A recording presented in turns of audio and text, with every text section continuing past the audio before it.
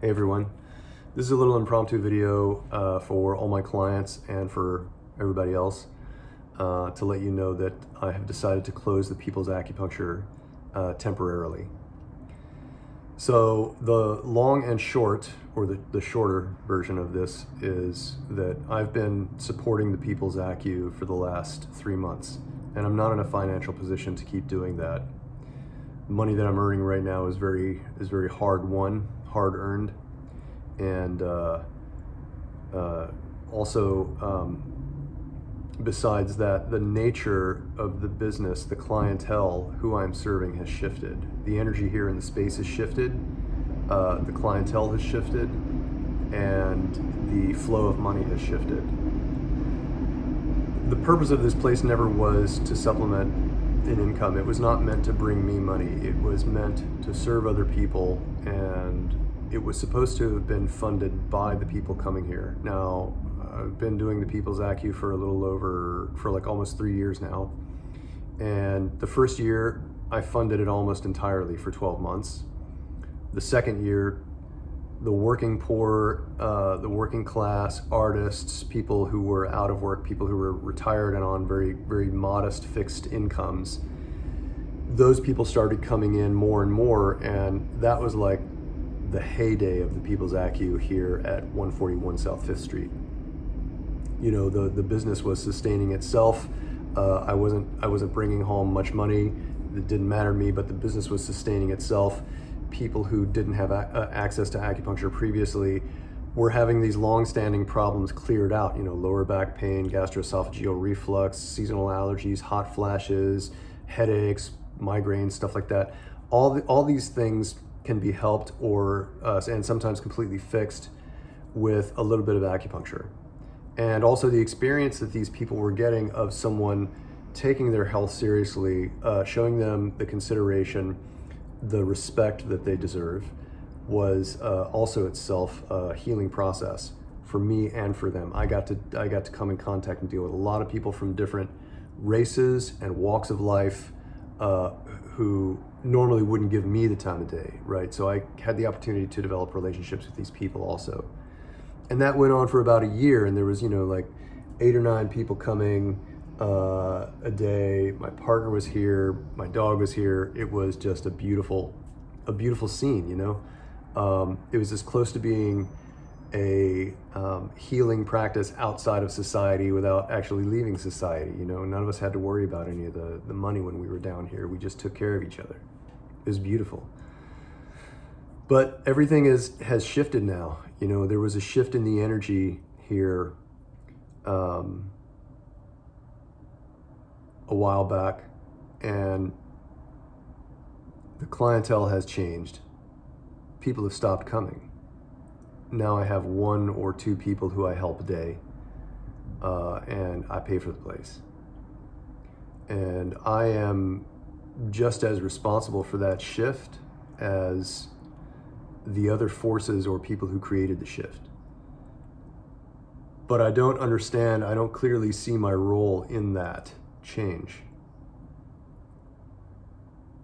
And this break is as much about allowing my perspective to become clear, even if it's just a feeling-based, like strongly intuitive perspective, even if I don't get any solid data or, cognitive information out of this break.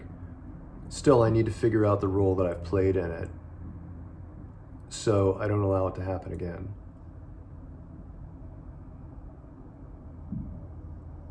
A lot of people have transitioned their business to non-traditional models since the pandemic. I just had a client here who is telling me about his hairstylist who doesn't have a brick and mortar place anymore. His hairstylist bought like an RV and parks it on some street where he knows nobody ever tickets, and he runs his business out of that. And I know many providers of other natures, including chiropractors and massage therapists, who either have mobile practices like that or are practicing out of their apartments, going back to that old model from like the 80s. And I think that as this part of society, I think as New York City starts to become more unaffordable, I mean, hell, it's already the most expensive city to live in the United States now, displacing San Francisco for that honor. I think as time goes by, we're going to see an even greater separation of services, meaning the services that are going to be out there are going to be more corporate and have stricter pricing structures, hopefully something for the working class, although right now it's, you have to look for that. And then separate from that, I don't want to say at the top or bottom because I don't feel it that way, but separate from that are going to be those of us who are more flexible with our pricing, and some of us who are running anti-capitalist models like the People's ACU. So I have to search for a place like that, obviously a place that is more corporate, more professional, is not going to be interested, nor would I be interested in, working with, having a business where, people, including potentially homeless people, come in once a week and, there's 2-3 people in a room, that kind of thing.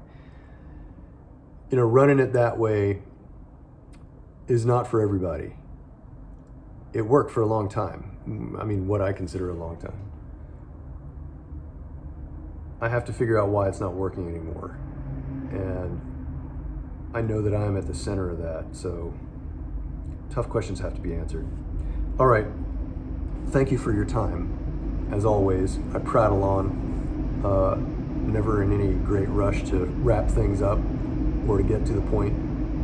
If you made it this far, thank you. If you've been part of the People's ACU and you need a referral to someone else, you feel free to reach out to me. Right now, I'm recommending everyone go see Samantha Weiss, who's in Bed-Stuy, really excellent acupuncturist, and I'm happy to forward her information, Samantha's information to you. If you need, just feel free to reach out. All right, I'll see you guys in a few months. I don't know when, but it won't be forever. So I'll see you around. Take care.